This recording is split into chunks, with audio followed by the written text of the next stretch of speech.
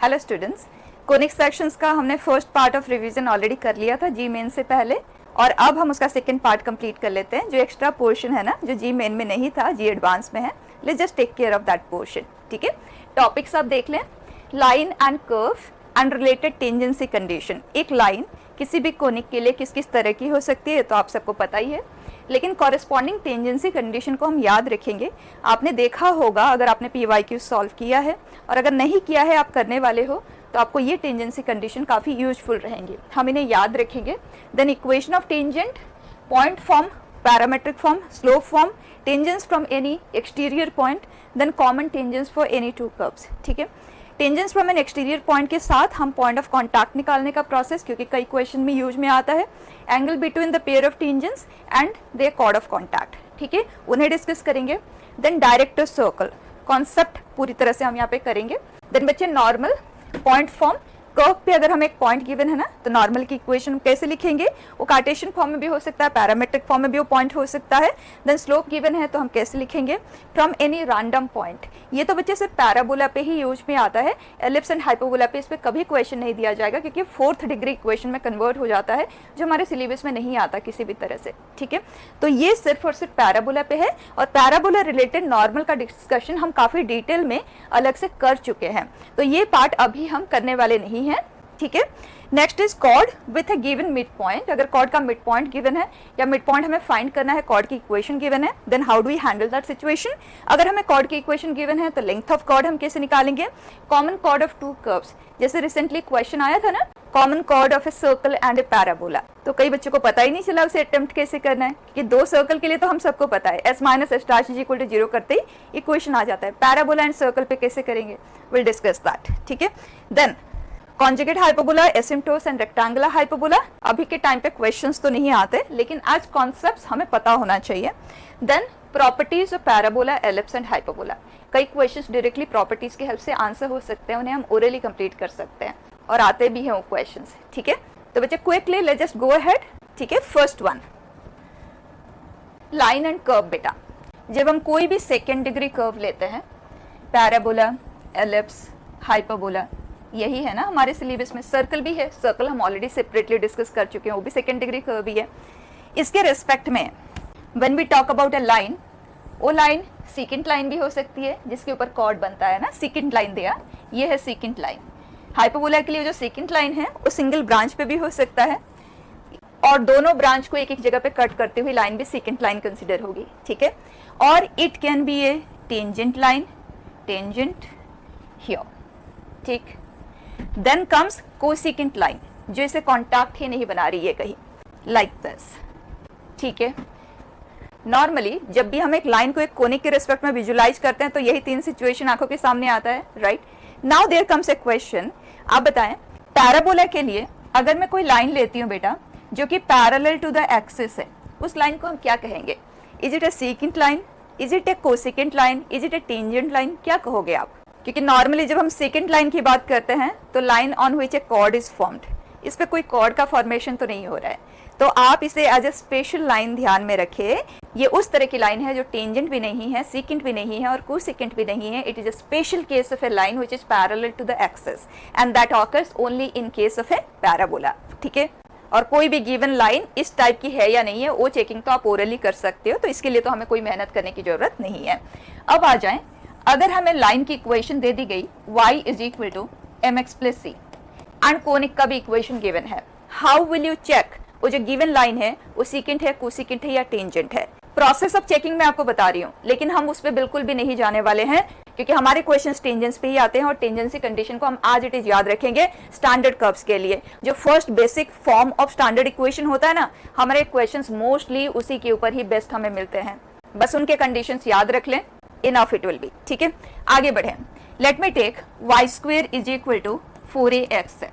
ठीक है, ये कर्व है, ये लाइन है, चेक करना है कि ये लाइन किस टाइप की है। ठीक है, तो उसके लिए we are going to solve this two equations simultaneously, मतलब एक वेरिएबल को हम एलिमिनेट करेंगे, quadratic equation in terms of the other variable हमें मिलेगा, और अगर इस क्वाड्रेटिक इक्वेशन का डिस्क्रिमिनेंट ग्रेटर देन 0 आता है, इसका मतलब उस लाइन ने इस कर्व को दो डिस्टिंक्ट जगह पे काटती हुई निकली है, that will become a secant line. तो डिस्क्रिमिनेंट ग्रेटर देन 0 आएगा तो it will be A secant line, क्योंकि दो सोल्यूशंस उनके मिलेंगे ना, कॉमन सोल्यूशन। अगर डिस्क्रिमिनेंट इज इक्वल टू 0 आता है, line will be called a tangent line, and अगर ये लेस देन 0 आता है, it will be called a cosecant line. ठीक है, ये है प्रोसेस ऑफ चेकिंग। हमारे क्वेश्चन टेंजेंस के ऊपर बेस्ट होते हैं, तो मैं इस कर्व और इस लाइन के रेस्पेक्ट में टेंजेंसी कंडीशन सॉल्व करके आपको बता रही हूँ, लेकिन at the end we are going to remember that condition. ठीक है, आप देखें y की जगह पे mx प्लस सी हम यहाँ पे रिप्लेस कर रहे हैं, so that becomes m square x square plus c square plus 2mcx। ठीक है, y स्क्वेयर आ गया इज इक्वल टू 4ax, इसे भी इधर ही शिफ्ट कर देते हैं, इक्वल टू 0। बच्चे quadratic m square x square 2mc minus 2a into x plus c square equal to 0। Discriminant बेटा b स्क्वेयर, इसका स्क्वेयर। ठीक है, so that is mc minus 2a whole square minus 4ac 4m square c square। Discriminant हमें चाहिए 0 क्योंकि हम tangency condition की बात कर रहे हैं। ठीक, 4 को हम कैंसिल कर देते हैं, इसे जब हम स्क्वेयर करेंगे तो m square c square plus 4a square minus 4amc minus m square c square equal to 0। बच्चे ये हो गया cancel, and 4a square is equal to 4amc। Clear है, a का वैल्यू 0 तो होगा नहीं, पैराबोला है तो, राइट। सो कंडीशन आ गया a is equal to mc। Perfect, process of dealing is clear. और सेम प्रोसेस कोई भी second degree curve and line के रिस्पेक्ट में आप यूज कर सकते हैं, माइंडेड सेकंड डिग्री कर्व के लिए, क्योंकि क्वाड्रेटिक रिलेटेड डिस्कशन हो रहा है ना। फाइन, अब इसी प्रोसेस से जनरेट किए हुए कंडीशंस आप याद रखेंगे। देखिए यहाँ कर्व की equation and condition for y is equal to mx plus c to be a tangent। Tangent बनने के लिए कंडीशन क्या होगा? So let's take y square is equal to 4ax, first basic form of parabola. अभी हमने condition generate भी किया, a is equal to mc। बच्चे ना कुछ इधर का सोचना है ना कुछ उधर का, आज इट इज आप इसे याद रखेंगे। y square is equal to minus 4ax के लिए a की जगह पे माइनस a आया है, कंडीशन में भी वही। ठीक, then x square is equal to 4ay। हम याद रख रहे हैं to be on the safe side, लेकिन बता देती हूँ आपको लास्ट 15-20 ईयर्स में जितने भी क्वेश्चंस आए हैं ये सब फर्स्ट बेसिक फॉर्म पे ही आए हैं। ठीक है ना, लेकिन याद रखें this is a is equal to minus c by m square. Generate कैसे हुए, वही सेम 2 स्टेप्स। ठीक है, x square is equal to minus 4ay, a की जगह पे माइनस है, minus minus that will become plus. ठीक, देन एलिप्स पे आ जाएं, x square by a square plus y square by b square is equal to 1। इसके लिए c square is equal to a square m square plus b square. And अगर ये elongation vertically है तब भी टेंजेंसी कंडीशन को याद रखना बहुत सिंपल टास्क होगा आपके लिए। आप देखें, जो टेंजेंसी कंडीशन हम जनरेट करते हैं, हम अलजेब्राइक सिंप्लीफिकेशन से जनरेट करते हैं, हम इसको और इसको साइमल्टेनियसली सॉल्व करते हैं, वहां से टेंजेंसी कंडीशन जनरेट होती है, राइट। तो यहाँ पे अगर आप चेंजेस भी लाते हो ना, तो आप कंडीशन में भी बस कॉरेस्पॉन्डिंग चेंजेस को ही रिफ्लेक्ट कर दो, दैट्स इट। अब एक्स स्क्वेयर का जो कोएफिशिएंट है यहाँ 1 बाई ए स्क्वेयर है, and that is become 1 by b square, मतलब a square and b square have got interchange, that's it. Condition में भी आपको वही काम करना है, तो ये आ जाएगा c square is equal to b square m square plus a square. And in fact, I would suggest do not have to remember this as 2 different conditions. Rather, you keep this in mind as c square is equal to x square के denominator में जो भी है ना वो m square के साथ आएगा, that's it, plus y square के डिनोमिनेटर में जो है। Single condition, it will handle both this. Fine. अब हाइपरबोला पे चलते हैं, लेकिन उससे पहले आप देखो, जैसे अगर हम सर्कल की बात करें x square by y square is equal to a square, क्या हम इसी को इसमें मॉडिफाई कर सकते हैं? क्योंकि अलजेब्राइक सिंप्लीफिकेशन से बना है, राइट। वो कर्व में डिस्टिंग्विश तो नहीं करेगा, बस आपको इक्वेशन देखना है। ए स्क्वेयर एंड बी स्क्वेयर दोनों को जब हम इक्वल कर देते हैं तो इक्वेशन इसमें रिड्यूस हो जाता है, तो कंडीशन में भी आप वही काम कर दो। तो बच्चा इसका टेंजेंसी कंडीशन होता है c square is equal to a square into 1 plus m square. Fine, अब हाइपरबोला पे आ जाए, x square by a square minus y square by b square is equal to 1। बच्चे इस इक्वेशन और इस इक्वेशन को देखें, बी स्क्वेयर की जगह पे माइनस बी स्क्वेयर आया है, कंडीशन में भी आपने वही काम करना है। C square is equal to a square m square minus b square. Fine, और इस कंडीशन से आपको एक और बहुत इंटरेस्टिंग बात का पता चलता है। आप देखो यहाँ पे, जैसे मैं कोई भी स्लोप आपको दे दूं ना, तो उसके कॉरेस्पॉन्डिंग आपको हमेशा 2 सी मिल पाएंगे एलिप्स के लिए, 2 सी मिल पाएंगे सर्कल के लिए। लेकिन हाइपरबोला के केस में हर एक m के कॉरेस्पॉन्डिंग c मिले ऐसा जरूरी भी नहीं है। इसका मतलब ये लाइन एक्चुअली एग्जिस्ट करे, टेंजेंट एग्जिस्ट करे कॉरेस्पॉन्डिंग टू एवरी स्लोप, ये जरूरी नहीं है क्योंकि c स्क्वायर ये है and c square has to be greater than equal to 0। तो क्लियर होता है a square m square minus b square has to be greater than equal to 0। So am minus b into am plus b must be greater than equal to 0। तो यहाँ से पता चलता है minus infinity to minus b by a union b by a to infinity. अगर slope ये वाले है ना तो इस हाइपरबोला पे टेंजेंट एग्जिस्ट करेंगे, अदरवाइज नहीं करेंगे। ठीक है, अब उसी तरह से बच्चे सेकंड स्टैंडर्ड फॉर्म पे आ जाएं। If it is y square by a square minus x square by b square is equal to 1, then what? तो आप एलिप्स के सेकंड स्टैंडर्ड फॉर्म में ना बी स्क्वायर की जगह पे माइनस बी स्क्वायर कर दें, दैट्स इट। तो ये आ जाएगा c square is equal to minus b square m square plus a square. Is that fine? तो ये कंडीशन हम आज इट इज याद रखेंगे। मैं आपको एक क्वेश्चन देती हूँ, इस तरह के क्वेश्चन आपको PYQ में मिल जाएंगे बेटा। जैसे y is equal to 2x plus 1 is a tangent to x square by a square plus y square, randomly मैंने लिखा है। तो आपको ए स्क्वायर का पता लगाना है, आगे कुछ और सॉल्व करने के लिए दिया जाएगा, इतना सिंपल सा तो क्वेश्चन नहीं होगा, लेकिन अगर आप ए स्क्वायर निकाल लेते तो आगे का काम बहुत ही सिंपल रहेगा। तो अगर हमें ए स्क्वायर को आइडेंटिफाई करना है, क्या करेंगे? क्वेश्चन ने कहा है this acts as a tangent for this, तो इमीडिएटली टेंजेंसी कंडीशन, एलिप्स के लिए टेंजेंसी कंडीशन क्या होता है? C square is equal to x square के डिनोमिनेटर में जो है with m square plus b square, right. हमें ए स्क्वायर फाइंड करना है। एम एंड सी के वैल्यूज लाइन की इक्वेशन से हमें पता चल जाता है। एम है स्लोप ऑफ द लाइन जो कि है 2, तो ये हो गया 4। सी है y intercept of the line that is 1 here. अब आप बताएं 4a square is equal to minus 2, a square is minus 1/2। Can a square ever be negative? नहीं। इसका मतलब किसी भी तरह के वैल्यूज ऑफ ए के लिए ये एज ए टेंजेंट वर्क कर ही नहीं सकता। और इस चीज को आप बहुत इजीली विजुलाइज भी कर सकते हैं बच्चे। इस एलिप्स के लिए बेटा अगर आप देखें तो point of intersection with, in fact points of intersection with y axis, you know them, right. अब ये जो गिवन लाइन है ना बेटा, ये वाई एक्सिस को 0,1 पे कट कर रही है जो कि यहाँ पे है, और स्लोप 2 वाली लाइन है। तो ये तो किसी भी हाल में irrespective of the value of a it will always act as a secant line, ठीक है। लेकिन अगर मैं यहाँ पे कांस्टेंट टर्म को 3 कर देती हूँ ना, अब चेक करें can we find the value of a square now. Same condition, c square will become 9 is equal to a square m square plus b square, right. So 4a square is equal to 6। अब हमें a square का value मिल गया ना। So this is the way you are going to work on the tangency condition, direct use में लेंगे, ठीक है। Next, equation of tangent. अगर हमें किसी भी कर्व के लिए पॉइंट गिवन है कर्व पे, चाहे वो पॉइंट कार्टेशियन फॉर्म में हो या पैरामेट्रिक फॉर्म में है, पॉइंट तो है ना, पॉइंट किसी भी फॉर्म में गिवन है। Equation of tangent at a point on the curve, जो पॉइंट गिवन है वो ऑन द कर्व है, then in that case equation of tangent is t equal to 0। t equal to 0 हम याद रखते हैं, और t का फॉर्मेशन आप सबको आता ही है। फिर से एक बार मैं बता देती हूँ, जो भी आपको इक्वेशन ऑफ कर्व गिवन है सेकेंड डिग्री ही होगा ना, कोनिक सारे सेकेंड डिग्री कर्व्स ही हैं।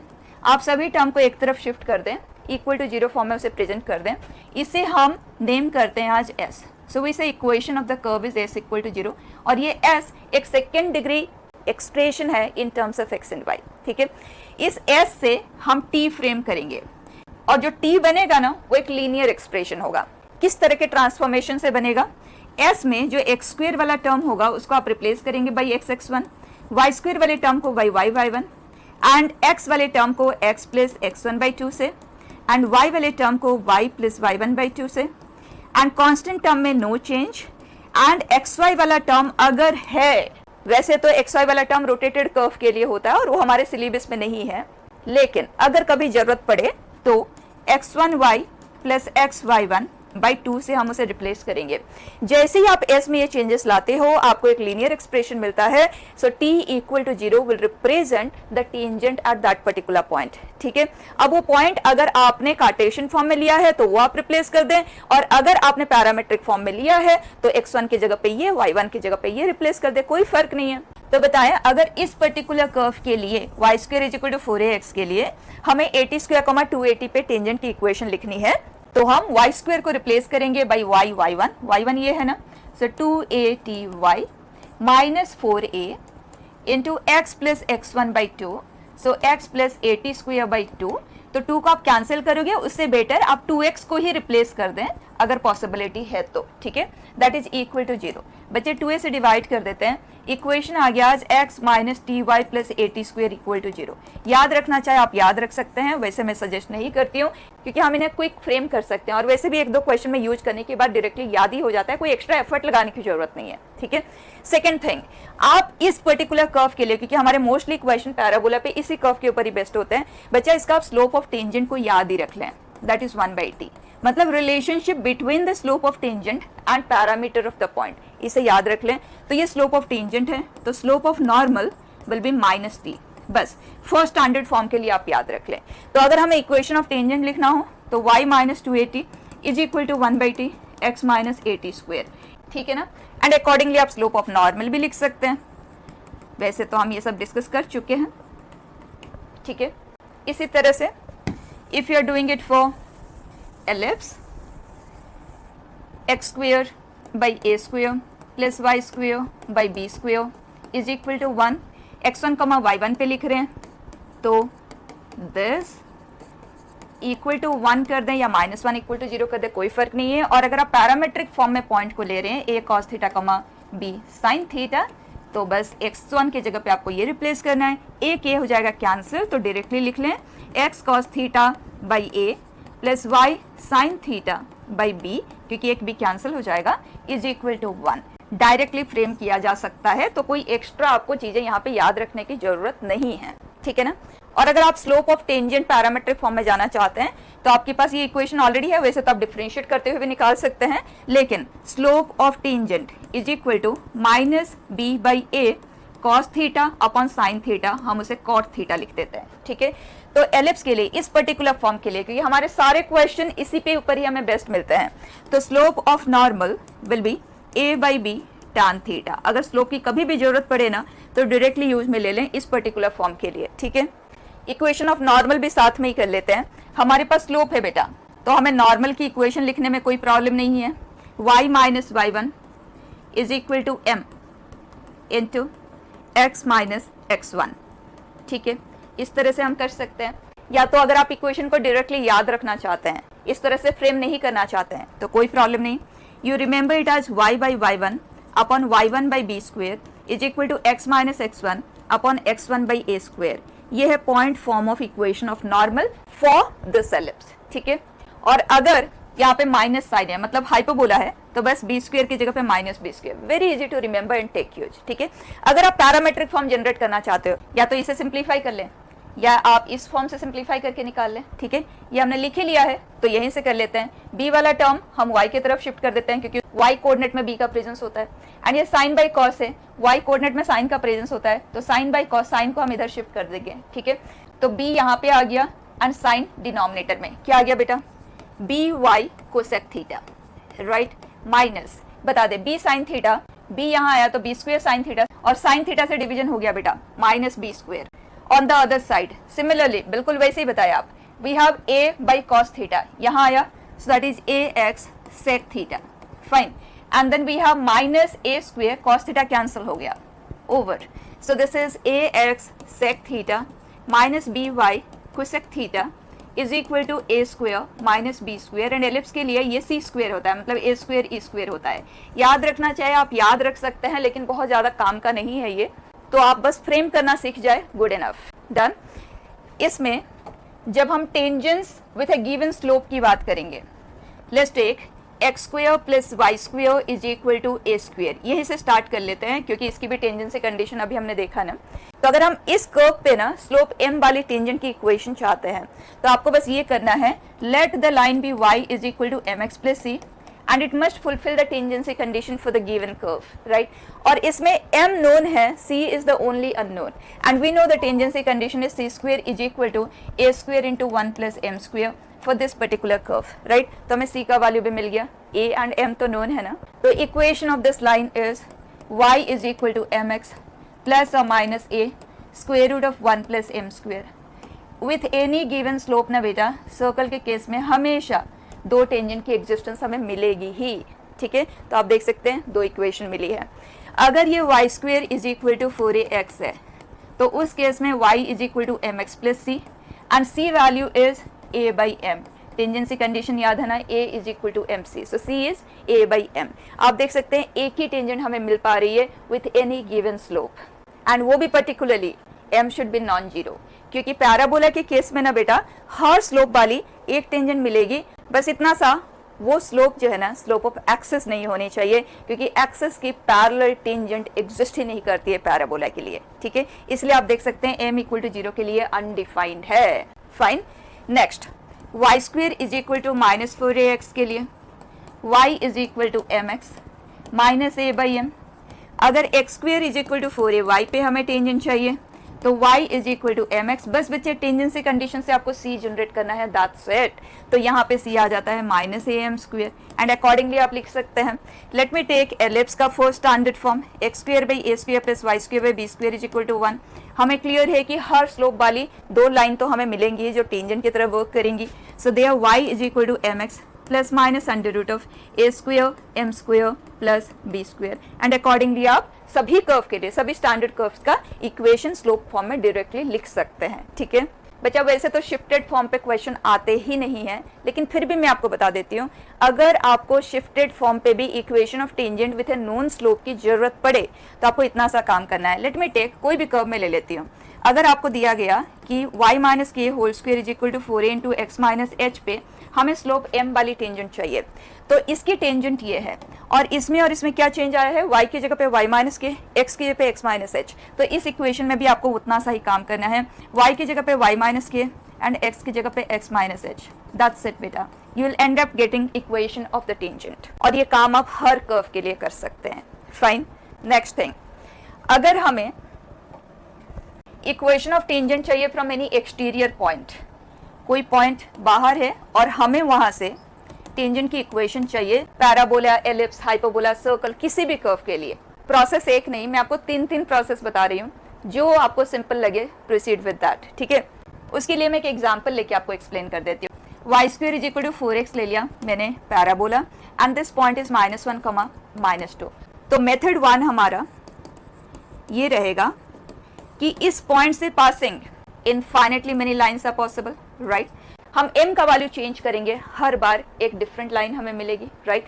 अब हमें ये देखना है कि इस फैमिली ऑफ कॉनकरेंट लाइन में से ऐसी कौन सी लाइन है जो इस पैराबोला के लिए एज ए टेंजेंट वर्क करे, हमें वो वैल्यूज ऑफ m चाहिए, राइट। और अगर ये लाइन इस कर्व के लिए एज ए टेंजेंट वर्क कर रही है तो उस लाइन को उसकी टेंजेंसी कंडीशन को फुलफिल करवाना होगा, सिंपल।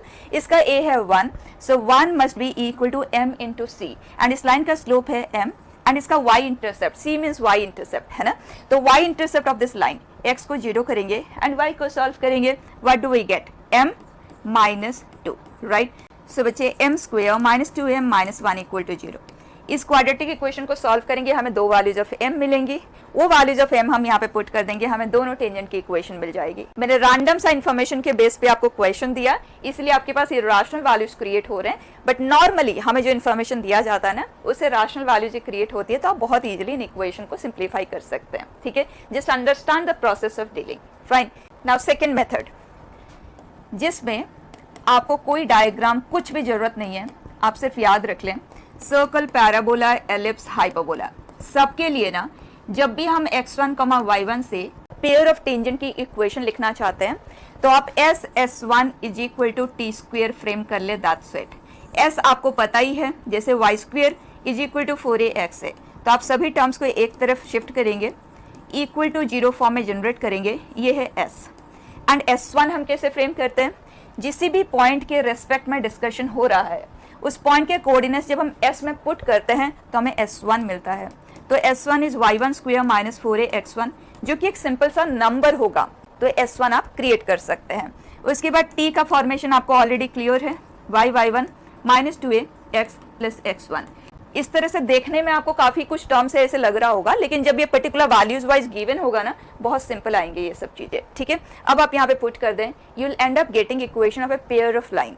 अब वो पेयर ऑफ लाइन से आपको इंडिविजुअल इक्वेशन का सेपरेशन भी आना चाहिए, है ना, तो वो चीज भी आप देख लो। वैसे तो मैं आपको ये सब चीजें बता चुकी हूँ, लेकिन फिर से आप देखो, जैसे हमारे पास कोई पेयर ऑफ लाइन है, let's take x square minus y square plus x plus y equal to 0। मैंने बहुत सिंपल सा इक्वेशन लिखा है, ठीक है। अब पेयर ऑफ लाइन मतलब बच्चे दो लीनियर एक्सप्रेशन का प्रोडक्ट में हमें उसे रिड्यूस करना है। दो लीनियर एक्सप्रेशन का प्रोडक्ट मतलब हमें इसे फैक्टराइज करना है। कई बार हमें देखते हुए पता चल जाता है कि इसके फैक्टर्स क्या होंगे। जैसे कि इस केस में आप देखें, ये a square minus b square है, तो इसके पास x minus y and x plus y as two factors है। अगर आप एक्स प्लस वाई को कॉमन ले लेते हैं तो आपके पास रह जाता है x minus y plus 1 equal to 0, right. तो आपके पास दो लीनियर इक्वेशंस जनरेट हो चुकी है, तो आप कहेंगे x plus y equal to 0 is one line, x minus y plus 1 equal to 0 is the second line. ये है वो दो टेंजेंट की equation which are generated here, right. One way of separation. Second way of separation is, आप इस equation को as a quadratic equation in x या quadratic equation in y की तरह ट्रीट कर सकते हैं। अगर मैं इसे क्वाड्रेटिक इन x की तरह ट्रीट करूं, then I have this, I have simplified it into this form, then x is equal to minus b plus minus square root of b square minus 4ac। और ये pair of line अगर है ना, ये एक perfect square ही बनेगा, confirmed है perfect square in terms of y। बस आप देख लें कि वो किसका स्क्वायर है, 1 माइनस 2y का, राइट, अपॉन 2। अब बच्चे प्लस साइन को लेके सिंप्लीफाई करेंगे तो क्या बनेगा, -1 प्लस 1 कैंसिल हो गया, -2y अपॉन 2 माइनस y, मतलब x plus y equal to 0 is one equation. Second अगर हम माइनस साइन को लेके करते हैं तो ये आता है, राइट, मतलब x minus y plus 1 is equal to 0 is the second equation. सारा इन्फॉर्मेशन हमें मिल गया, राइट। थर्ड वे, आप ये भी कर सकते हैं कि हमें पेयर ऑफ टेंजेंट की इक्वेशन चाहिए तो हम कॉर्ड ऑफ कॉन्टैक्ट की इक्वेशन ले लेंगे। कॉर्ड ऑफ कॉन्टैक्ट मतलब उन पेयर ऑफ टेंजेंट्स ने इस कर्व को जहां जहां कॉन्टैक्ट किया उनकी जॉइनिंग कॉर्ड, उसकी इक्वेशन आती है बच्चे t इक्वल टू 0 से, राइट। अगर ये पॉइंट ऑन द कर्व है तो t इक्वल टू 0 टेंजेंट की तरह वर्क करती है, उसका लोकेशन वहां पे होता है। लेकिन अगर ये पॉइंट बाहर है ना तो t equal to 0 chord of contact वाले पोजीशन पे आ जाती है, क्योंकि एक लीनियर इक्वेशन होती है ना, उसकी पोजीशन यहाँ पे आ जाती है, ठीक है। तो आपके पास ये है और आपके पास ये है बच्चे, दोनों इक्वेशन को अगर आप साइमल्टेनियसली सॉल्व करते हैं ना तो आपको इन दोनों पॉइंट्स के कोऑर्डिनेट्स मिल जाते हैं। तो 2 पॉइंट फॉर्म में ये लाइन आ जाएगी, 2 पॉइंट फॉर्म में ये लाइन आ जाएगी, ठीक है। इस मेथड का यूज आप पेयर ऑफ टेंजेंट को निकालने के लिए तो यूज कर ही सकते हैं, लेकिन कई बार हमारे इस तरह के क्वेश्चंस आते हैं कि हमें ये पॉइंट गिवन है, ये कर्व गिवन है और आपको पॉइंट्स ऑफ कॉन्टैक्ट चाहिए। तो बच्चे अगर पॉइंट्स ऑफ कॉन्टैक्ट हमें चाहिए, क्या हम टेंजेंट की इक्वेशन निकाल के पॉइंट ऑफ कॉन्टैक्ट सॉल्व करने वाले हैं? बिल्कुल भी नहीं। तो उस केस में आप t इज इक्वल टू 0 ले लें, इसको और इसको साइमल्टेनियसली सॉल्व कर लें, आपको दोनों पॉइंट्स के कोऑर्डिनेट्स मिल जाएंगे। एंड सेकंड वे इज, अगर ये curve y square is equal to 4ax category का है, इन दैट केस ये पॉइंट हमें दे दिया गया तो हमें पता है अगर इस पॉइंट का पैरामीटर t1 है और इसका t2 है तो point of intersection of tangents होता है a t1 t2 a t1 plus t2। हमें t1 एंड t2 को ही तो सॉल्व करना है, तो इस पॉइंट के x कोऑर्डिनेट को इक्वेट कर दे इसके साथ, y को इक्वेट कर दे इसके साथ, दो अननोन, दो equation t1 and t2 solve हो जाएंगे इमीडिएटली। जैसे ही t1 एंड t2 के वैल्यूज मिले, यहाँ पुट करते हो आप दोनों पॉइंट के कोऑर्डिनेट्स निकाल सकते हैं, ठीक है। दोनों से इक्वल अमाउंट ऑफ टाइम ही हमें लगता है, it all depends on you how you want to go ahead, लेकिन पॉइंट्स ऑफ कॉन्टैक्ट की हमें जरूरत पड़ती है, ठीक है। Next is angle between the pair of tangents. As such जब हमारे पास पेयर ऑफ लाइन की इक्वेशन होती है ना, जैसे अभी हमने निकाला भी था SS1 is equal to t square करते हुए, ठीक बच्चे, एक पेयर ऑफ लाइन के बीच में हमेशा दो एंगल होते हैं ना, अगर दोनों परपेंडिकुलर हैं तो दोनों ही एंगल 90 डिग्री होते हैं, इसका ऑपोजिट और ये दोनों तो सेम होंगे, तो इसे टू एंगल्स आर एग्जिस्टिंग। और वो चीज पेयर ऑफ लाइन के केस में डायरेक्टली देखते हुए पता चल जाता है। अगर coefficient of x square plus coefficient of y square 0 आए ना बेटा, तो आप इमीडिएटली कह सकते हैं जो पेयर ऑफ लाइन से वो परपेंडिकुलर है, ठीक। अगर परपेंडिकुलर नहीं है तो दो डिफरेंट एंगल तो क्रिएट होंगे, एक एक्यूट होगा दूसरा ऑब्ट्यूज होगा, ठीक। अगर हमें एक्यूट एंगल चाहिए then we write tan theta is equal to 2 under root of h square minus ab upon a plus b। Under modulus लिया है क्योंकि हमें एक्यूट एंगल चाहिए, ठीक है। और अगर हमें ऑब्ट्यूज एंगल चाहिए तो बस हम इस वाले को नेगेटिव बनाएंगे तो हम माइनस साइन लगा देंगे, दैट्स इट। अब h a एंड b वो क्या है ये भी हमें पता होना चाहिए। तो बच्चे h a and b are nothing but जो x स्क्वायर का कोएफिशिएंट होता है उसे हम a कहते हैं, एंड जो xy का कोएफिशिएंट है वो 2hxy होता है। तो xy के कोएफिशिएंट का हाफ करेंगे तो आपको h मिलेगा, ध्यान देना 2hxy प्लस by स्क्वायर। बच्चे इस पेयर ऑफ लाइन में और भी टर्म्स होंगे, लेकिन एंगल डिसाइड करने के लिए बस यही तीन टर्म रोल प्ले करते हैं। तो वहीं से आप एंगल फाइंड कर सकते हैं, ठीक है। नाउ कम्स ए इंपॉर्टेंट थिंग, आप देखो कि अगर ये वाला सिचुएशन है, what is the angle between the two tangents. अब बच्चे हम ये वाला एंगल तो बिल्कुल भी कंसीडर नहीं करेंगे ना, कि इन दो लाइन के बीच में ये एंगल भी है और ये एंगल भी है, and angle between the pair of tangents is definitely this angle that the question is talking about. Angle between pair of lines की बात नहीं कर रही है। तो अगर हमें स्पेसिफिकली इस लोकेशन वाला एंगल चाहिए, वो हम कैसे पता लगाएंगे? उसके लिए बेटर है, करने के तरीके और भी हैं, लेकिन बेस्ट वे इज आप एक रफ स्केच बना लें और आप देख लें ये जो दो पॉइंट्स ऑफ कॉन्टैक्ट है ना, उनका लोकेशन इसके रेस्पेक्ट में कहाँ है।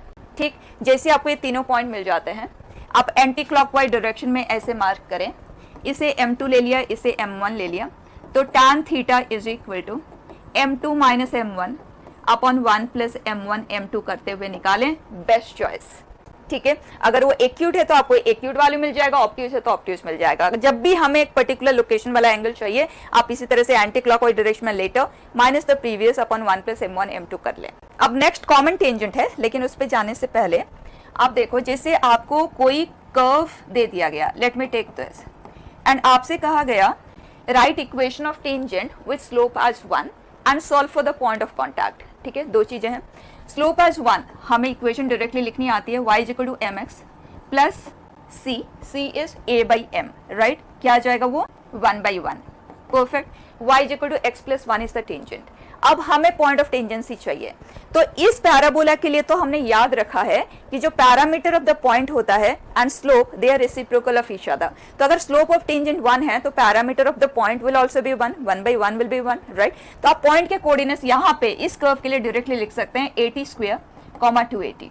ठीक है, ये आ गया पॉइंट ऑफ कॉन्टैक्ट। एज्यूमिंग ये कोई और कर्व है, हम पॉइंट ऑफ कॉन्टैक्ट इस तरह से डायरेक्टली नहीं लिख पा रहे हैं। In that case, you have multiple ways to find the point of contact. मैं आपको बता रही हूँ, आप डिसाइड कर लेना कौन सा बेटर है। One is, आप इन दोनों को साइमल्टेनियसली सॉल्व कर लें। उसके लिए आप y को रिप्लेस कर दे या x को रिप्लेस कर दे, आपका चॉइस है। आज इट इज मैं कर लेती हूँ, x square plus 2x plus 1 is equal to 4x। बच्चा ये जो quadratic equation in one variable create होगा ना, ये परफेक्ट स्क्वायर ही आएगा, क्योंकि डिस्क्रिमिनेंट इज इक्वल टू 0 बनता है, तभी तो वो एक टेंजेंट बनता है, टेंजेंसी कंडीशन वहीं से ही बनता है, राइट। सो ये परफेक्ट स्क्वायर ही आएगा, तो बिल्कुल भी टाइम नहीं लगता है। एक्स के पे 1 यहाँ पे पुट कर दें, पॉइंट आ गया 1,2, 1 way. Second way is let the point of contact be x1, y1, point of contact को आप लेट कर लें। ठीक है, एंड इस पॉइंट पे जब हम टेंजेंट की इक्वेशन लिखते हैं तो t इज इक्वल टू 0 से बनता है, तो इस कर्व के लिए इस पॉइंट के रेस्पेक्ट में t इज इक्वल टू 0 आ गया, y by 1 is equal to 2x plus x1, fine. सभी टर्म्स को एक तरफ शिफ्ट कर दें, ये आ गई वो टेंजेंट, एंड हमें चाहिए कि ये और ये कोइंसाइड कर जानी चाहिए। ये है x minus y plus 1 equal to 0। दो लाइन कोइंसिडेंट तब बनेंगी जब corresponding coefficients are in proportion, right. तो यहाँ से हमें x1 एंड y1 का पता चल रहा है, y1 इज 2, इन दोनों को इक्वेट किया, x1 इज 1। जैसे भी करना चाहे आप कर सकते हैं। ठीक है बेटा, नेक्स्ट इज कॉमन टेंजेंट। जैसे let's take y square is equal to 4x and x square is equal to 4y। हमें इन दोनों कर्व्स की कॉमन टेंजेंट चाहिए। Common tangent point of intersection पे नहीं होता, कॉमन टेंजेंट कहीं पे भी हो सकता है। ठीक है, तो आपको कोई पॉइंट ऑफ इंटरसेक्शन को नहीं सॉल्व करना है, आपको let the common tangent be y is equal to mx plus c लेना है। अब ये लाइन दोनों की टेंजेंसी कंडीशन को फुलफिल करना चाहिए, और हमारे पास इस इक्वेशन में दो अननोन है m एंड c, दो टेंजेंसी कंडीशन आएगी, वहां से m एंड c को आप फटाफट सॉल्व कर सकते हैं।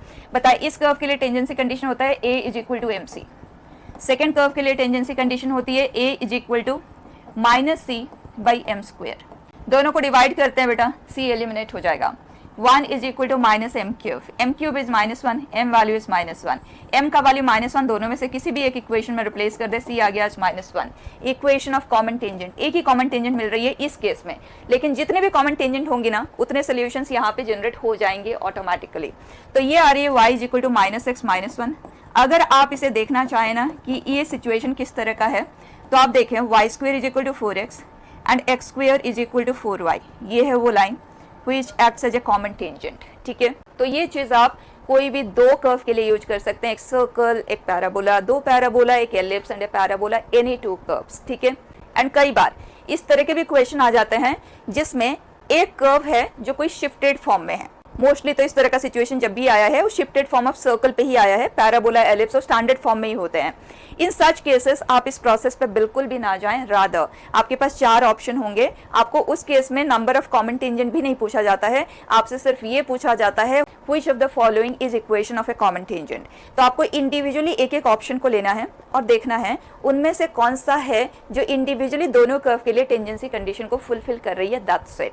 एंड पीवाईक्यू में हमने ऑलरेडी इस तरह के क्वेश्चन डिस्कस किए हुए हैं, पास्ट ईयर में आए हुए हैं, so when you solve you will get that practice also, ठीक है। तो उन केसेस में बच्चे एम एंड सी को सॉल्व करने की जरूरत नहीं है, it will only complicate your work, ये नहीं कि हम नहीं कर सकते, लेकिन वो टाइम कंज्यूमिंग होगा, ठीक है। Next, director circle. Director circle का डेफिनेशन ये होता है कि locus of A point from which tangents drawn are perpendicular to each other, tangent drawn are perpendicular to each other, ठीक।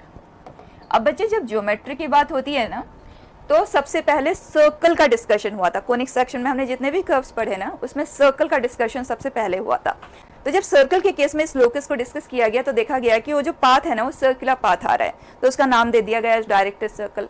लेटर जब पैराबोला, एलिप्स, हाइपरबोला ये पिक्चर में आए ना, तब भी देखा गया कि जब हम इस लोकस को स्टडी करते हैं तो एलिप्स एंड हाइपरबोला के केस में तो सर्कुलर पाथ आता है, लेकिन पैराबोला के केस में वो लोकस एक लाइन बन जाती है। लेकिन क्योंकि ये लोकस को ऑलरेडी एक नाम दिया जा चुका था डायरेक्टर सर्कल, तो उसको चेंज नहीं किया गया। तो माइंड इट, पैराबोला के केस में ये जो डायरेक्टर सर्कल है, इसको आप सर्कल की तरह ट्रीट ना करें, आप इसे एज ए नेम यूज करें, ठीक है। तो वो डायरेक्ट्रिस के साथ कोइंसाइड कर जाती है, ठीक है। ज्यादा डिस्कशन पे हम नहीं जा रहे हैं, मैं स्ट्रेट अवे आपको लिख के बता रही हूँ। अगर x square plus y square is equal to a square है, मतलब कोई भी सेंट्रल कोनिक है, सेंट्रल कोनिक, ओके, जिसका सेंटर है x minus h whole square plus y minus k whole square is equal to a square. मैंने इसी circle का ही सेंटर शिफ्टेड फॉर्म में लिया है। Let's take x minus h whole square upon a square. वैसे तो फिर से बोल रही हूँ, एलिप्स एंड हाइपरबोला पे शिफ्टेड फॉर्म में तो बच्चे आपको 15-20 ईयर्स में कोई क्वेश्चन नहीं मिलेगा। दिस इज इक्वल टू 1 और x minus h whole square upon a square minus y minus k whole square upon b square is equal to 1। अगर ये बेसिक फॉर्म है तो एच एंड के वैल्यूज आप 0 रख देंगे, दैट्स इट, ठीक है। तो बच्चे director circle for any central conic is a circle which is concentric with the conic. Mind it, it will have the same center as that of the conic, ठीक है। And it will have radius, ध्यान देना, ellipse के case में it will have radius as square root of a square plus b square, and circle के case में a and b equal होते हैं, तो यहाँ पे जो radius आ जाएगा और √2 टाइम्स a आ जाएगा, क्योंकि a square plus a square का स्क्वायर रूट। एंड हाइपरबोला के केस में उसका रेडियस आ जाएगा square root of a square minus b square. तो अगर मैं इसके लिए डायरेक्टर सर्कल का इक्वेशन लिखूं, then that will be x minus h whole square, क्योंकि सेम सेंटर होगा ना, कॉन्सेंट्रिक होगा, ठीक है। It is equal to a square minus b square. और यही चीज अगर हम इसके लिए लिखें तो ए स्क्वायर प्लस बी स्क्वायर आ जाएगा, गेटिंग इट। अब इस पर्टिकुलर लोकस को भी आप एक बार ध्यान दें, अगर हम एलिप्स की बात करें ना, तो हमेशा ये लोकस एग्जिस्ट करेगा। देखो आप यहाँ इस तरह से हमारे पास एक सर्कुलर पाथ होगा, जहां से किसी भी पॉइंट से जब हम टेंजेंट ड्रॉ करते हैं दे विल बी परपेंडिकुलर, ठीक। लेकिन हाइपरबोला के लिए ये पाथ हमेशा एग्जिस्ट करे ये जरूरी नहीं है, क्योंकि जो रेडियस है ना वो square root of a square minus b square है। तो अगर ए ग्रेटर देन बी है तो हाँ, उस हाइपरबोला के प्लेन में ऐसे पॉइंट्स होंगे जहां से हम परपेंडिकुलर टेंजेंट्स ड्रॉ कर सकते हैं, और वो पॉइंट्स एक सर्कुलर पाथ में होंगे। लेकिन अगर ए लेस देन बी है तो वहां पे कोई भी पॉइंट हमें नहीं मिलेगा एक्सवाई प्लेन में जहां से हम pair of perpendicular tangents draw कर पाए। लेकिन अगर ए इक्वल टू बी है, उस केस में there will exist only a single point from which pair of perpendicular tangents are possible, and that point is also the center of the hyperbola. Is that fine? अब question ना बहुत smartly दिए जाते हैं, आपको ध्यान देना। अभी मैंने पैराबोला के बारे में नहीं बताया है, जस्ट लुक एट। आपको कहा गया एक्स स्क्वायर बाई 9 प्लस y square by 16 is equal to 1। Then angle between the two tangents drawn from this point. तो जब भी angle between the two tangents का डिस्कशन होना बच्चे, इमीडिएटली चेक कर लो क्या वो पॉइंट डायरेक्टर सर्कल का हिस्सा है, तो इमीडिएट आंसर आएगा ना 90 degree, otherwise will be wasting time. वो जो जनरल प्रोसेस है उससे करके अगर हम करें, राइट। तो आप देखें इसके लिए जो डायरेक्टर सर्कल का इक्वेशन आएगा वो है x square plus y square is equal to same centre है ना, a square plus b square 25, right. ये पॉइंट इस इक्वेशन को सेटिस्फाई कर रहा है, इमीडिएटली कहना है the angle between the two tangents is 90 degree, ठीक है। उसी तरह से अगर हम पैराबोला की बात करें, y square is equal to 4ax, कोई भी पैराबोला, ठीक है, इसके लिए वो लोकस डायरेक्ट्रिक्स में कन्वर्ट हो जाती है, ठीक है। तो आपने ये बात याद रखना है कि किसी भी पैराबोला के लिए ना, अगर कोई पॉइंट हमें गिवन है जो कि डायरेक्ट्रिक्स पे, एंड बहुत सारे क्वेश्चंस PYQs में आपको मिलेंगे जिसमें जो पॉइंट गिवन है, जो एक्सटर्नल पॉइंट गिवन है वो डायरेक्ट्रिक्स पे है, तो बिल्कुल स्मार्टली आपने वर्क करना है। चेक कर लें, अगर ये पॉइंट -a, समथिंग है ना, तो डायरेक्ट्रिक्स पे है, तो उस केस में the tangents drawn to the parabola are perpendicular, right. इस प्लेन में कोई और पॉइंट आपको नहीं मिलेगा other than the points on the directrix from which tangents drawn can be perpendicular. Clear. अब बहुत सारी चीजें और है इस पर्टिकुलर सिचुएशन में, वो हम प्रॉपर्टीज में डिस्कस करेंगे, ठीक है। Directrix circle part is clear. Next देखें, नॉर्मल मैं आपको ऑलरेडी बता चुकी हूँ, मोस्टली पैराबोला पे ही क्वेश्चन आते हैं जो कि हम डिटेल में डिस्कस कर चुके हैं। एलिप्स एंड हाइपरबोला के लिए पॉइंट फॉर्म में ही हमें चाहिए होता है, and that part we have already discussed, ठीक है ना। There is nothing extra to discuss here. Next, chord which mid point is given to us, equation is t is equal to s1, t frame करना आता है, S1 आपको frame करना आता है, इक्वेशन आप स्ट्रेट अवे लिख सकते हैं, ठीक है। Another category of question past year में आए हुए भी हैं, अगर आपको कोई कर्व का इक्वेशन गिवन है एंड एक कॉर्ड गिवन है और आपसे पूछा गया what is the mid point of the chord, अगर इस लाइन ने इस कर्व को A एंड B पे इंटरसेक्ट किया, then what is the mid point of AB। Question के फॉर्म में आप देखो, y square is equal to 4x parabola मैंने लिया, and this is x plus y is equal to 2, and the question says if this line cuts this curve at A and B, then what is the mid point. तो mid point अगर हमें find करना है ना, एक तरीका होता है पॉइंट ऑफ इंटरसेक्शन को सॉल्व करते हुए मिड पॉइंट आप ले सकते हैं, but why do that when we can do this in just one step. तो आप कहेंगे let this be h, k, ठीक। अब मिड पॉइंट नोन है तो हम इक्वेशन ऑफ द कॉर्ड निकाल सकते हैं, t is equal to s1 करते हुए। तो बताएं, t is equal to s1 के लिए यहाँ से हम t फ्रेम करेंगे तो ky minus 2x plus h is equal to s1, मतलब k स्क्वेयर माइनस 4h, ठीक है। हमें चाहिए ये लाइन और ये लाइन कोइंसाइड कर जाएं, so x plus y is equal to 2। इसमें कांस्टेंट राइट में है, x एंड y लेफ्ट में है, तो सिमिलर अरेंजमेंट यहाँ पे भी होना चाहिए। यहाँ x वाला जो टर्म है वो है माइनस 2x, y वाला टर्म ये है, माइनस 2h को हम इधर शिफ्ट करेंगे, k square minus 2h। Now for them to be identical, corresponding coefficients have to be in proportion, right. बच्चे h एंड k के वैल्यूज आप यहाँ से सॉल्व कर सकते हैं, फाइन है, ठीक है। नेक्स्ट, अगर हमें लाइन की इक्वेशन दे दी गई है, कर्व का इक्वेशन गिवन है, and length of the chord चाहिए, लेंथ ऑफ द इंटरसेप्ट चाहिए, तो आप पॉइंट ऑफ इंटरसेक्शन को सॉल्व करते हुए कर सकते हैं। और आप ऐसे भी कर सकते हैं, under root of 1 plus m square, slope of the line is known to us, mod x2 minus x1, direct formula की तरह याद रख लें। कोई भी सेकेंड डिग्री कर्व के रिस्पेक्ट में कॉर्ड का लेंथ निकालना है, use it straight away. m slope of the line है, कैलकुलेट कर ही लेते हैं, this is root 2। x2 minus x1 calculate करने के लिए हमें quadratic equation in x frame करना होगा, सो y हम यहाँ से लेते हैं और यहाँ पुट कर देते हैं। क्वाड्रेटिक इक्वेशन बन गया in terms of x, so x square minus 8x plus 4 equal to 0।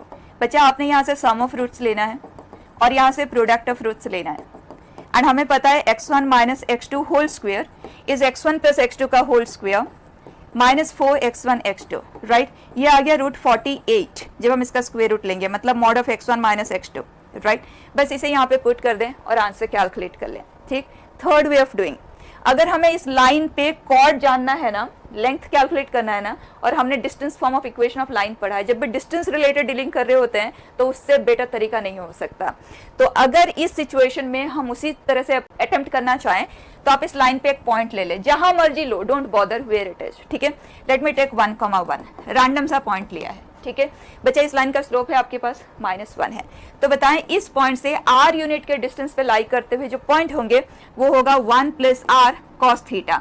tan theta -1 है तो cos थीटा क्या आ जाएगा, -1/√2। यहीं पे लिख लेते हैं -r/√2 and k plus r sin theta, ठीक। बच्चा हमें वो r चाहिए जिसके लिए ये पॉइंट इस कर्व की इक्वेशन को सेटिस्फाई करे, ठीक। पुट कर देते हैं, quadratic equation in terms of r create होगा, सॉल्व करके देखते हैं। 1 प्लस r/√2 का whole square is equal to 4 minus 4 times of this 2√2r। बच्चे r² by 2 plus 1 plus root 2r is equal to 4 minus 2 root 2r। Perfect बच्चा, quadratic equation in r है, term को arrange कर लेते हैं, पूरे equation को 2 से मल्टीप्लाई भी कर देते हैं ताकि फ्रैक्शन का प्रेजेंस ही ना बचे कहीं। And this is 6 root 2r and the constant term is -6।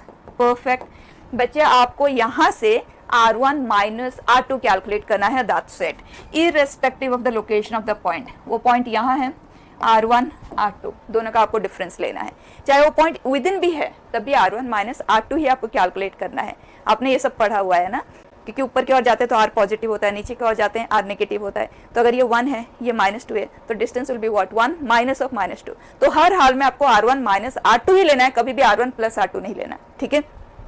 तो अब यहाँ से आप बता दें r1 plus r2 is this, r1 into r2 is this, so r1 minus r2 will be r1 plus r2 का whole square minus 4 r1 r2 का square root, ठीक है। सारे प्रोसेस मैंने आपको बता दिए हैं, जैसे करना चाहिए आप कर सकते हैं। Next, common chord. Let's take कोई रैंडम सा पैराबोला है एंड सर्कल है, हमें कॉमन कॉर्ड चाहिए। तो उन केसेस में ना, जब दो डिफरेंट तरह के कर्व्स है तो आप पॉइंट्स ऑफ इंटरसेक्शन को सॉल्व करेंगे। अब दो सेकेंड डिग्री कर्व के ना पॉइंट्स ऑफ इंटरसेक्शन को सॉल्व करना is not a easy task. तो आप, जैसे पास्ट ईयर में क्वेश्चन था, एक पैराबोला एंड एक सर्कल के ऊपर बेस्ड था, एंड पैराबोला भी बेसिक फॉर्म था। तो आप उस पैराबोला पे 80 स्क्वायर 280 पॉइंट लेंगे, सर्कल के इक्वेशन में पुट करेंगे, वो बहुत ईजिली सॉल्व हो जाएगा। फोर्थ डिग्री वाला सिचुएशन बनेगा ही नहीं, आपको वो वाले क्वेश्चन दिए ही नहीं जाएंगे, ठीक है। वो इमीडिएटली क्वाड्रेटिक में रिड्यूस हो जाता है, 2 पॉइंट्स आपको मिल जाते हैं एंड इक्वेशन ऑफ लाइन लिख ले, कोई कंफ्यूजन का स्कोप नहीं है, बस प्रोसीड करें, सॉल्व करके देखें, ठीक है। So here nothing to discuss, PYQ solve करेंगे, क्वेश्चन आपको मिल जाएंगे, the way that I told you, just attempt like that, ठीक। नेक्स्ट, ये सब मैं आपको मीनिंग के लिए बता रही हूँ, क्वेश्चन आपको नहीं मिलेंगे, ठीक है। Conjugate hyperbola is that hyperbola which is formed by interchanging the transverse and conjugate axis। जैसे हम किसी complex number का conjugate निकालते हैं, conjugate is nothing but an operation which is performed on a complex number। So यहाँ पे conjugate hyperbola is nothing but conjugate operation is performed on a hyperbola and by that we generate a new hyperbola, ठीक है। तो process क्या है, we only have to interchange the transverse and conjugate axis, that's it, ठीक है। तो let's suppose I have x square by a square minus y square by b square is equal to 1। तो यहाँ देखें, let's take ये hyperbola है, semi transverse axis क्या है, a, right, semi conjugate axis b है। अब हम ट्रांसवर्स एंड कॉन्जुगेट एक्सिस को इंटरचेंज कर रहे हैं, है ना। तो ये एंड्स ऑफ कॉन्जुगेट एक्सिस है, वो अब एंड्स ऑफ ट्रांसवर्स एक्सिस बन जाएंगे, इज दैट फाइन। तो बच्चे, इक्वेशन लिखना कितना सिंपल वर्क है, आपको बस इन दोनों को इंटरचेंज करना है, y square by b square minus x square by a square is equal to 1, कोई कंफ्यूजन नहीं, ठीक है। और कॉन्जुगेट हाइपरबोला के लिए एक और चीज़ देख लें, अगर इसकी एसेंट्रिसिटी E1 है और इसकी E2 है, तो 1 by E1 square plus 1 by E2 square will always B 1। क्यों ये 1 होगा, एसेंट्रिसिटी तो आपको निकालना आता है ना बेटा। E1 square is what, a square plus b square upon semi transverse axis का स्क्वायर, यही होगा। सो 1 by E1 square will be reciprocal of it. बचा E2 स्क्वायर क्या होगा, इसका eccentricity that is b square plus a square upon b square. बच्चे, दोनों का रेसिप्रोकल लेके ऐड करके देखो, 1 ही तो आएगा, फाइन। और ज्यादा कोई डिस्कशन में हम नहीं जा रहे हैं, क्वेश्चन नहीं आते हैं, बस मीनिंग के लिए आप देख लें। Then asymptotes. Asymptotes is a simple geometrical term. Asymptotes are defined as tangents to a curve at infinity. अब जब हम at infinity की बात करते हैं, इसका मतलब वो जो पॉइंट है ना, वो इन्फिनिटी पे एग्जिस्ट करता है, या तो उसका x कोऑर्डिनेट इन्फिनिटी है, या तो y कोऑर्डिनेट इन्फिनिटी है, या दोनों ही कोऑर्डिनेट्स इन्फिनिटी है। इन्फिनिटी मतलब प्लस माइनस इन्फिनिटी में से कोई भी हो सकता है, ठीक है। Those points are called points at infinity. अब ये बहुत सारे कर्व के लिए एग्जिस्ट करते हैं, जैसे आपने ट्रिग्नोमेट्रिक कर्व्स पढ़ा, तो tan x के लिए भी एसिम्प्टोट्स एग्जिस्ट करते हैं, sec x के लिए एग्जिस्ट करते हैं, cosec के लिए एग्जिस्ट करते हैं, cot के लिए एग्जिस्ट करते हैं, लेकिन वहाँ पे हमने एसिम्प्टोट्स को इंट्रोड्यूस नहीं किया क्योंकि ये इन जनरल हमारे सिलेबस में नहीं है। यहाँ पे हम इसलिए डिस्कस कर रहे हैं क्योंकि टेंजेंट हमारे सिलेबस में है, टेंजेंट ऑफ कोनिक सेक्शन, और ये भी एक टेंजेंट ही है। एंड जितने भी कोनिक सेक्शंस है, पैराबोला, एलिप्स, एलिप्स पे तो कोई पॉइंट इन्फिनिटी पे जाता ही नहीं है, सर्कल पे भी नहीं जाता, पैराबोला पे जाता है, लेकिन जब हम वहाँ पे टेंजेंट ड्रॉ करते हैं ना इन्फिनिटी पे, तो इन्फिनिटी पे ही होता है, वो हमारे लिए विजिबल ही नहीं होता, तो इसलिए वहाँ पे भी एसिम्प्टोट्स का एग्जिस्टेंस हम नहीं मानते हैं। लेकिन हाइपरबोला के लिए हम उस लाइन को देख सकते हैं, हम उसे फील कर सकते हैं, हम उस पर वर्क कर सकते हैं। So the only conic for which asymptotes exist is hyperbola. उसकी इक्वेशन कैसे लिखना है मैं आपको सिर्फ वो प्रोसेस बता रही हूँ, और बना कैसे, ये तो बच्चे आप इक्वेशन ऑफ टेंजेंट अगर आप पैरामीट्रिक फॉर्म में लिख के और उसमें अगर आप लिमिट अप्लाई कर देते हैं so that the point is at infinity, वो एक ही स्टेप में जनरेट हो जाएगा, ठीक है। लेकिन हमें नहीं चाहिए, so we are not getting into it. बस मैं आपको एसिम्पटोट्स लिखने का डायरेक्ट प्रोसेस बता रही हूँ, आप सिर्फ उतना सा देखें। Let's take x square by a square minus y square by b square is equal to 1 है। मैंने बेसिक फॉर्म लिखा है, लेकिन जिस तरह से मैं आपको बता रही हूँ वो चीज आप हर तरह के हाइपरबोला के लिए यूज कर सकते हैं, even for the rotated form, ठीक है। यहाँ पे ये है हाइपरबोला, देन एसिम्पटोट। एसिम्पटोट में ना बेसिक फॉर्म के लिए आपने बस इस कांस्टेंट टर्म को 0 कर देना है। और अगर ये कोई रोटेटेड फॉर्म है जिसपे हमारे क्वेश्चन बिल्कुल आने का कोई स्कोप ही नहीं है, इन दैट केस आपको इसे k कर देना है, क्योंकि ये इक्वेशन और ये equation they only differ by ये कांस्टेंट टर्म, दैट्स इट, ठीक है। अब वो कांस्टेंट से डिफर करते हैं, इसका मतलब हम बस इस कांस्टेंट टर्म को चेंज करेंगे, k कर देंगे। उसके बाद हम देखेंगे कि ये जो इक्वेशन है ये पेयर ऑफ लाइन में कब बनेगा, किस k के लिए बनेगा, और पेयर ऑफ लाइन की कंडीशंस भी हम ऑलरेडी डिस्कस कर चुके हैं। तो बस आप उसे अप्लाई करेंगे और आप k का वैल्यू को सॉल्व करेंगे, आपको बिल्कुल भी जरूरत नहीं पड़ेगी उसकी, ठीक है। बस बेसिक फॉर्म के लिए आप देख लें। एंड कॉन्जुगेट हाइपरबोला, आपने x square by a square minus y square by b square is equal to -1। ये जो है ना बेटा, ये एपी में होते हैं, तो जितना ये इधर इंक्रीज हुआ है उतना आपको इधर रिड्यूस कर देना है, that's it. Left hand side बिल्कुल सेम रहेगा, ठीक है। जब सब्जेक्टिव एग्जाम्स होते थे ना, वहाँ पे बहुत स्कोप होता था तोड़ मोड़ करके, क्योंकि क्वेश्चन कई 7 मार्क्स 8 मार्क्स के क्वेश्चंस होते थे, वहाँ पे तो उस तरह की सिचुएशन को इन्वॉल्व करना बनता है, राइट, कुछ अलग सा होना चाहिए। लेकिन अभी के टाइम पे 4 मार्क्स के क्वेश्चन के लिए उन सब का स्कोप नहीं है। तो यहाँ एज सच रेगुलर क्लासेस में जब हमारे पास बहुत टाइम होता है to make a student comfortable, we discuss lot of extra things related to asymptotes. लेकिन अगर क्वेश्चंस की बात करें तो क्वेश्चन उन सब चीजों पे बिल्कुल भी नहीं आता है, ठीक है। So we are not getting into those. Next, rectangular hyperbola. Rectangular hyperbola वो है जिसका length of transverse axis and conjugate axis equal हो। तो ये a है तो ये भी a है। So x square minus y square is equal to a square, ठीक। इसकी एसेंट्रिसिटी आप याद रख लें, दैट इज √2, ठीक। और बच्चा यही रेक्टेंगुलर हाइपरबोला का रोटेटेड कर्व जब हम रोटेट करके बनाते हैं 45 डिग्री पे, तो वो curve x y is equal to c square type का आता है। तो ध्यान में रखें, कभी भी अगर इस कर्व को इन्वॉल्व करता कोई भी क्वेश्चन आता है जो मिलता ही नहीं है आपको, सिर्फ इसके ग्राफ की हमें जरूरत पड़ती है, अदरवाइज इसका और कोई इन्वॉल्वमेंट नहीं आता हमारे कोनिक सेक्शन के क्वेश्चंस में, ठीक है। आप देख भी सकते हैं। तो in that case also you should know that this is a rectangular hyperbola and it is equivalent to, मतलब अगर मैं ज्योमेट्रिकल स्ट्रक्चर की बात करूँ ना, ये बिल्कुल आइडेंटिकल है इसके साथ, इसी को रोटेट करके ये बनाया गया है, क्योंकि जब हम रोटेट करेंगे तो सारे पॉइंट्स के कोऑर्डिनेट्स चेंज हो जाते हैं, राइट। सो उसके अकॉर्डिंग ये इक्वेशन इसमें मॉडिफाई हो जाता है। ये दोनों आइडेंटिकल कर्व्स है, ठीक है, सिर्फ लोकेशन डिफर कर रहे हैं इसलिए इक्वेशंस उनके डिफर कर रहे हैं। तो दोनों की ही एसेंट्रिसिटी, रेक्टेंगुलर हाइपरबोला है तो एसेंट्रिसिटी √2 के अलावा और कोई पॉसिबिलिटी नहीं है। क्लियर है।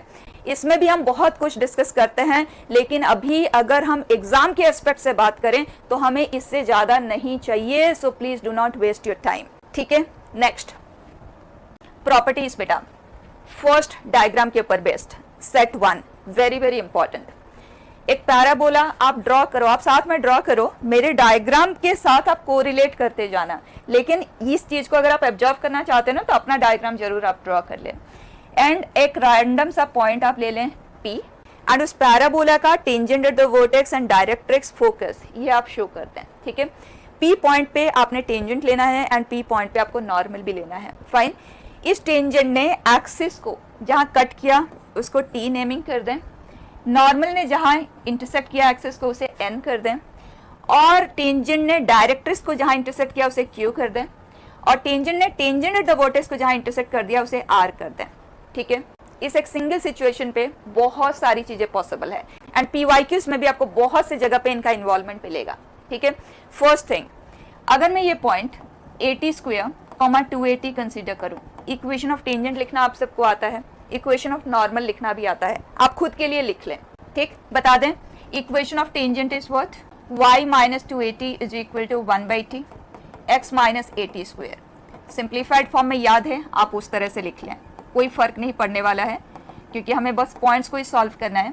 इक्वेशन ऑफ नॉर्मल बेटा, this is equal to -t into x minus 80 square, perfect.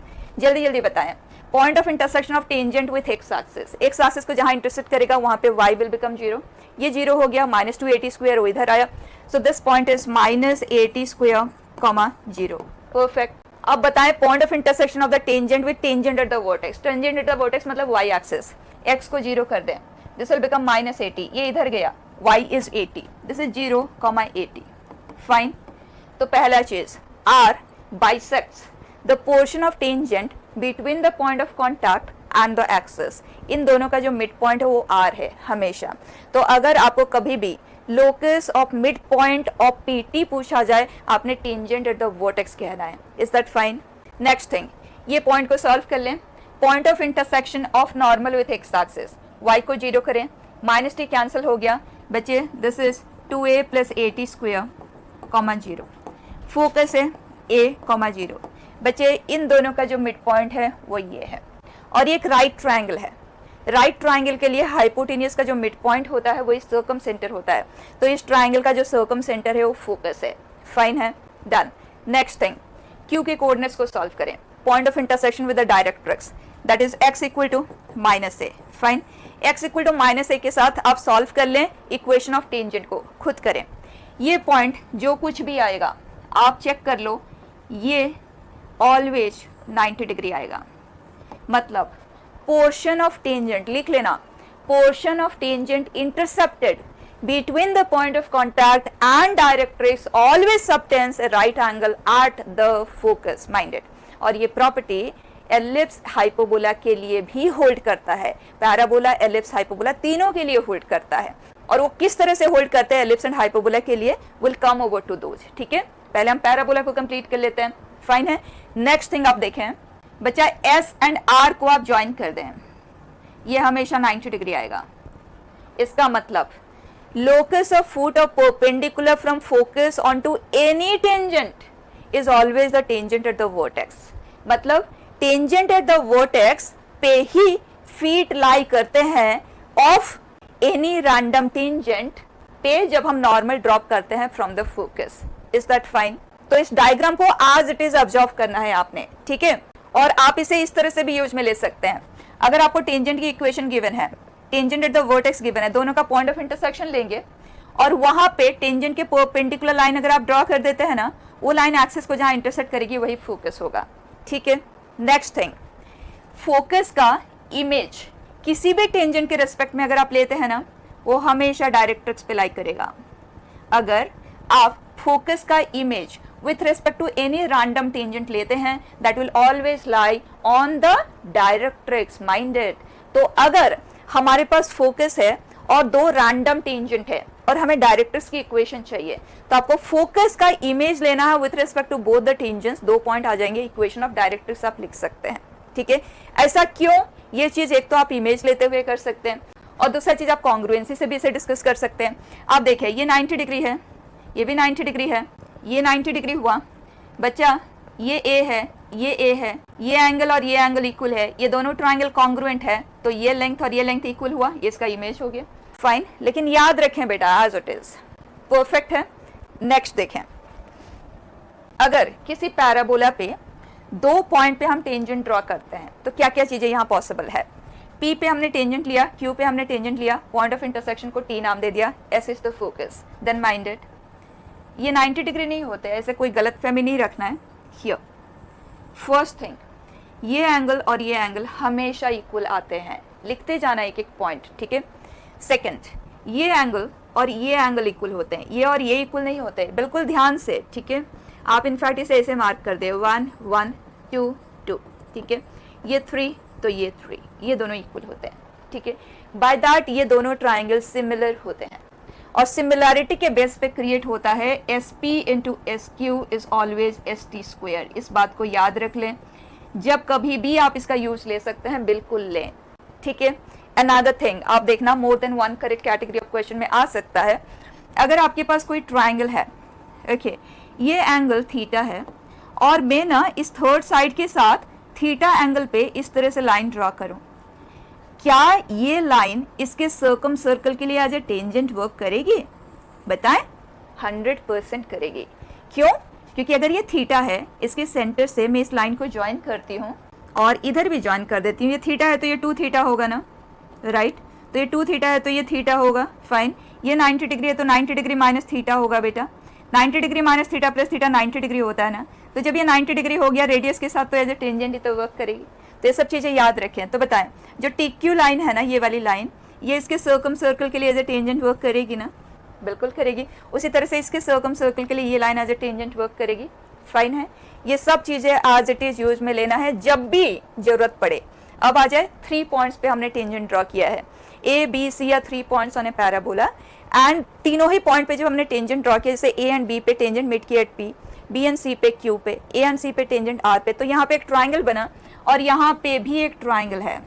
Past year में भी क्वेश्चन है, वो स्पेसिफिक पॉइंट्स पे था, पॉइंट्स हमें गिवन था तो हम वहाँ कैलकुलेट करते हुए भी कर सकते हैं, लेकिन वेस्ट क्यों करें हम अपना टाइम। इसे आप डायरेक्टली याद रखेंगे बेटा, area of ABC triangle, ABC में लिख रही हूँ, ठीक है। आपको हो सकता है ये छोटा दिख रहा हो, लेकिन एक्चुअल जो रेशियो ऑफ एरियाज है, area of the triangle formed by the tangents, this is always 2 बेटा। दिस इज टू दिस 2 नहीं है, ध्यान देना। डायग्राम में हो सकता है आपको वैसे दिख रहा हो, लेकिन इसका एरिया 2 टाइम्स आएगा इसके एरिया से, दैट इज फिक्स्ड। आप कोई भी रैंडम 3 पॉइंट्स लेते हुए चेक कर सकते हैं, इसे याद रख ले। PYQ में आपको एक क्वेश्चन इसके ऊपर बेस्ट मिल जाएगा, रिसेंटली आया हुआ, ठीक है। नेक्स्ट, रिफ्लेक्शन प्रॉपर्टी ऑलरेडी मैं आपको शॉर्ट वीडियो में बता ही चुकी हूँ। किसी भी पैराबोला के लिए अगर हम फोकस पे एक सोर्स ऑफ लाइट रखते हैं और वहाँ से लाइट रेज इंसिडेंट होती हैं, then they always pass as beams parallel to the axis upon reflection, ठीक। तो किसी भी जगह से जब वो रिफ्लेक्ट होंगे, they will always pass as beams parallel to is axis. इसका कॉन्वर्स, अगर हम किसी भी पैराबोलिक सरफेस पे एक्सिस के पैरेलल लाइट रेज को इंसिडेंट करवाते हैं, they all get reflected through a single point. That means all the reflected rays they get focused at one position and that point is the focus, fine। तो इस पे कोई question practice की तो जरूरत नहीं है, डायरेक्टली आप यूज में ले सकते हैं। नेक्स्ट देखें, cord through KA,0 for y² is equal to 4ax। यहाँ पे आप देखें, अगर KA,0 से पासिंग मैं कोई भी कॉर्ड लेती हूँ, इसके एक एंड का पैरामीटर T1 है और दूसरे एंड का पैरामीटर T2 है, तो T1 into T2 will be -k, याद रख ले बिल्कुल।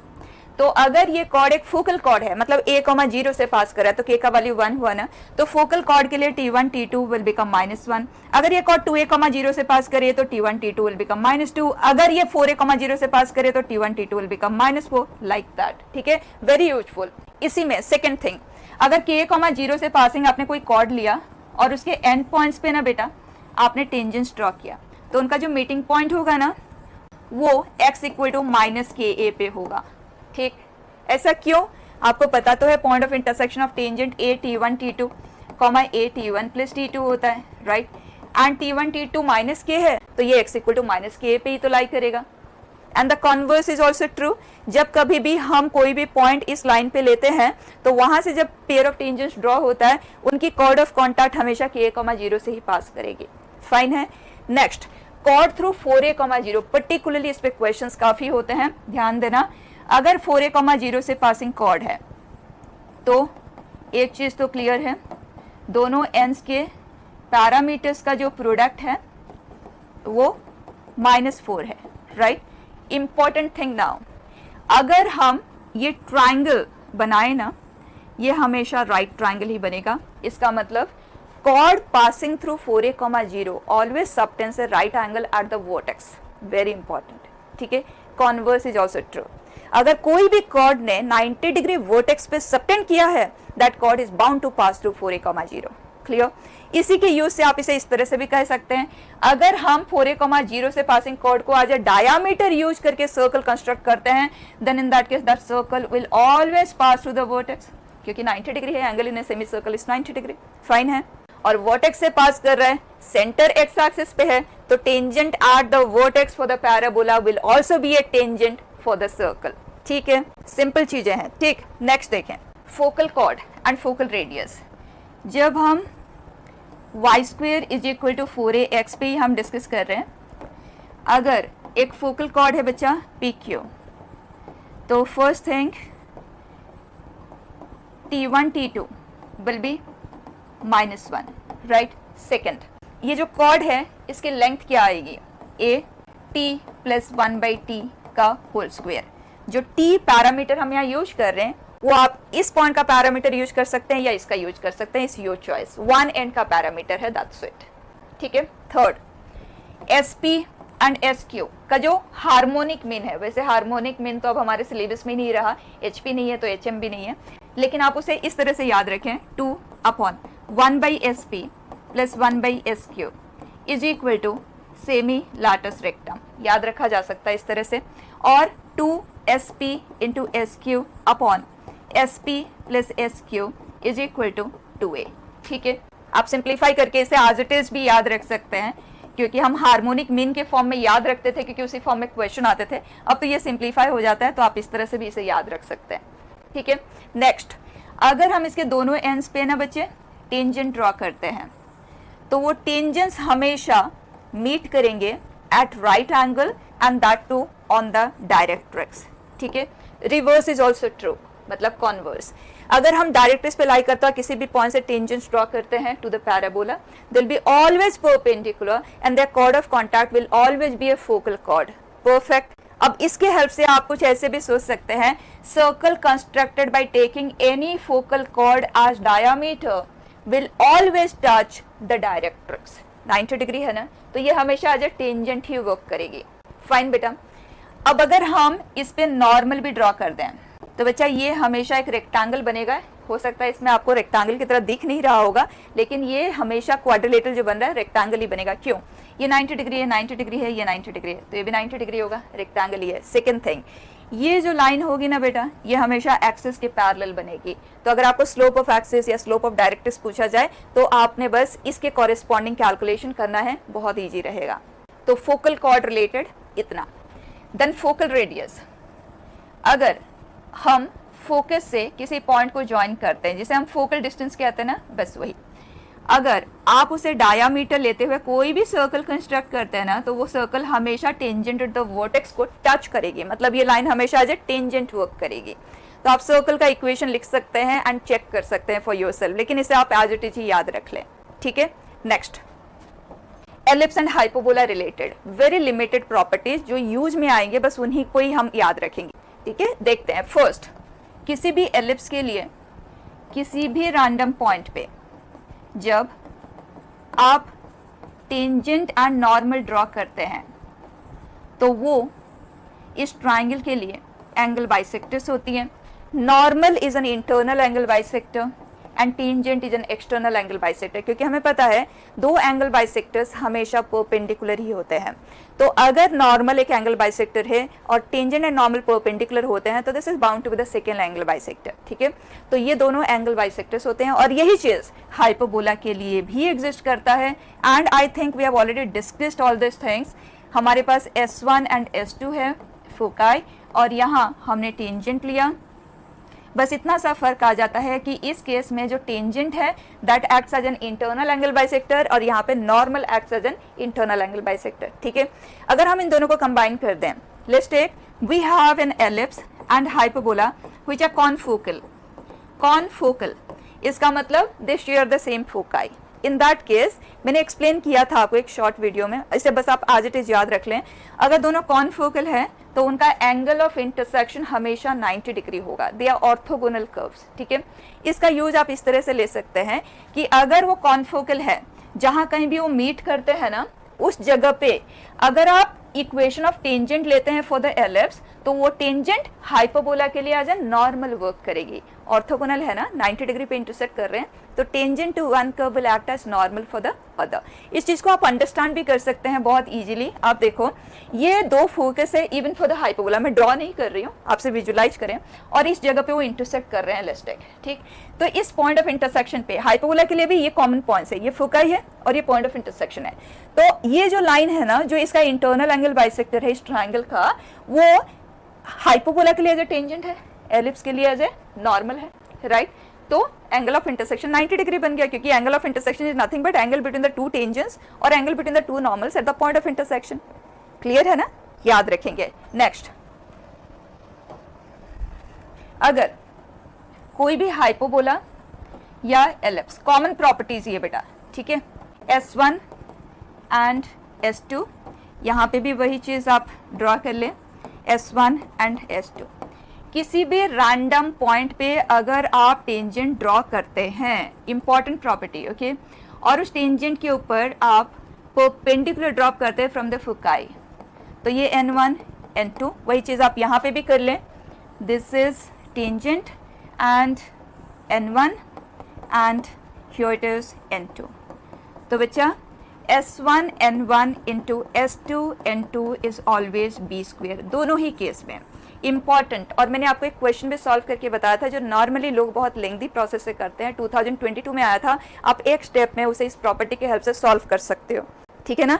यहाँ पे एक और चीज, जो N1 एंड N2 होते हैं ना, वो इनके ऑक्सिलरी सर्कल पे लाइक करते हैं। मतलब ऑक्सिलरी सर्कल मतलब circle constructed by taking the principal axis as the diameter, यहाँ major axis as the diameter, यहाँ transverse axis as the diameter, ठीक है, ये भी क्लियर। नेक्स्ट थिंग, अगर किसी भी एलिप्स या हाइपोबोला पे आप किसी भी पॉइंट पे टेंजेंट ड्रॉ करते हैं, तो उस टेंजेंट ने डायरेक्ट्रिक्स को जहां इंटरसेक्ट किया, let's take this is Q1 and this is Q2, तो portion of tangent intercepted between the point of contact and a directrix, क्योंकि दो डायरेक्ट्रिक्स है, a directrix subtends 90 degree at the corresponding focus.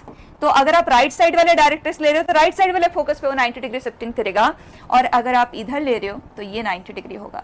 यही चीज hyperbola के लिए भी apply होता है, और यही प्रॉपर्टी पैराबोला पे भी अप्लाई होता है, हमने डिस्कस किया ना। And this is very very important property, ठीक है बेटा। ज्यादा कुछ मैंने नहीं बताया है, and this is more than sufficient. बस एक एक चीज को अपने टिप्स पे रख ले बेटा, ठीक है। So we are closing this here.